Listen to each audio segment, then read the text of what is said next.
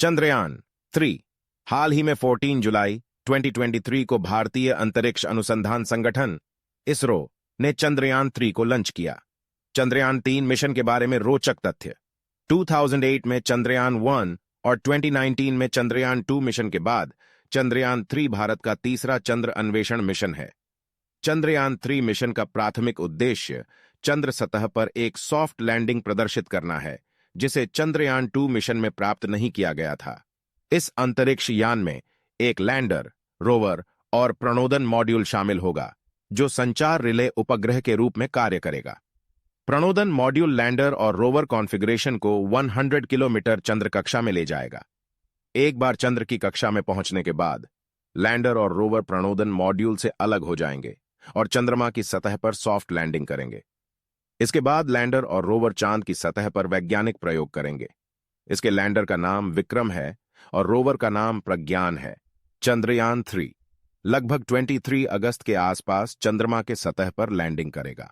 Launch के समय इसका कुल वजन लगभग 3900 किलोग्राम था।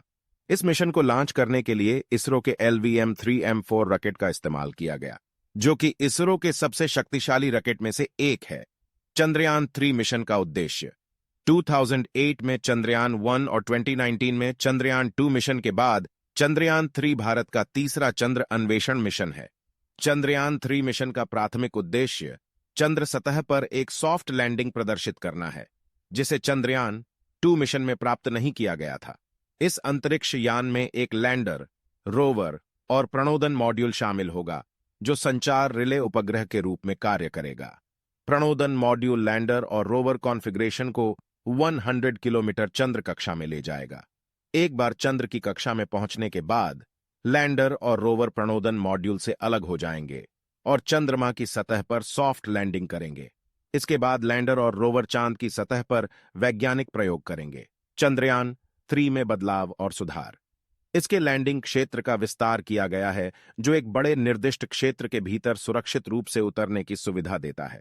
लैंडर को अधिक ईंधन से लैस किया गया है, ताकि आवश्यकतानुसार लैंडिंग स्थल अथवा वैकल्पिक स्थानों तक लंबी दूरी तय की जा सके।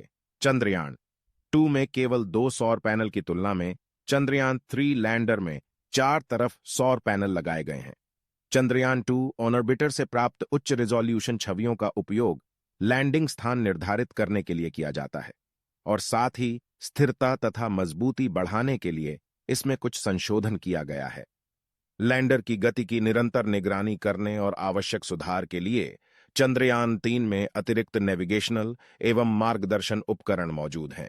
इसमें लेजर डॉपलर वेलोसिमीटर नामक एक उपकरण शामिल है, जो लैंडर की गति का माप करने के लिए चंद्रमा की सतह पर लेजर बीम उत्सर्जित छोड़ेगा करेगा। प्रक्षेपण और समय रेखा। चंद्रयान 3 को लॉन्च करने के लिए LVM-3M4 लॉन्चर का सफलतापूर्वक उपयोग किया गया है। LVM-3 के उड़ान भरने के लगभग 16 मिनट बाद अंतरिक्ष यान रॉकेट से अलग हो गया। यह एक अंडाकार पार्किंग कक्षा EPO में प्रवेश कर गया। चंद्रयान 3 की यात्रा में लगभग 42 दिन लगने का अनुमान है। 23 अगस्त 2023 को इसकी चंद्रमा पर लैंडिंग निर्धारित है। लैंडर और रोवर का मिशन लाइफ एक चंद्र दिवस पृथ्वी के लगभग 14 दिन का होगा, क्योंकि वे सौर ऊर्जा पर कार्य करते हैं। चंद्रयान 3 की लैंडिंग साइट चंद्रमा के दक्षिणी ध्रुव के समीप है। दक्षिणी ध्रुव के समीप चंद्रमा की लैंडिंग का महत्व। ऐतिहासिक रूप से चंद्रमा के लिए अंतरिक्ष यान मिशनों ने मुख्य रूप से भूमध्य रेखीय क्षेत्र को उसके अनुकूल भूखंड और परिचालन स्थितियों के कारण लक्षित किया है। हालांकि चंद्रमा का दक्षिणी ध्रुव भूमध्य रेखीय क्षेत्र की तुलना में काफी अलग और अधिक चुनौतीपूर्ण भूभाग है। कुछ ध्रुवीय क्षेत्रों में सूर्य का प्रकाश दुर्लभ है, जिसके परिणाम स्वरूप उन क्षेत्रों में हमेशा अंधेरा रहता है, जहां तापमान -230 डिग्री सेल्सियस तक पहुंच सकता है। सूर्य के प्रकाश की कमी के साथ अत्यधिक ठंड उपकरणों के संचालन एवं स्थिरता के लिए कठिनाइयां उत्पन्न करती है। चंद्रमा का दक्षिणी ध्रुव अत्यधिक विपरीत स्थितियां प्रदान करता है, जो मनुष्यों के लिए चुनौतियां उत्पन्न करता है, लेकिन यह उन्हें प्रारंभिक सौरमंडल के बारे में बहुमूल्य जानकारी का संभावित भंडार बनाता है। इस क्षेत्र का पता लगाना महत्वपूर्ण है, जो भविष्य में गहरे अंतरिक्ष अन्वेषण को प्रभावित कर सकता है। भारत के अन्य चंद्रयान मिशन।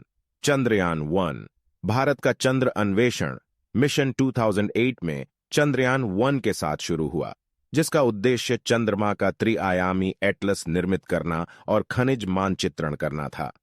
प्रक्षेपण यान PSLV C11 चंद्रयान 1 ने चंद्रमा की सतह पर पानी और हाइड्रोक्सिल का पता लगाने सहित महत्वपूर्ण खोजें की। चंद्रयान 2 आंशिक सफलता और खोज। चंद्रयान 2 में एक ऑर्बिटर, लैंडर और रोवर शामिल थे, जिसका लक्ष्य चंद्रमा के दक्षिणी ध्रुव की खोज करना था। प्रक्षेपण यान GSLV Mk3M1 यद्यपि लैंडर और रोवर चंद्रमा की सतह पर दुर्घटनाग्रस्त हो गए, ऑर्बिटर ने सफलतापूर्वक डेटा एकत्र किया और सभी अक्षांशों पर पानी के प्रमाण पाए।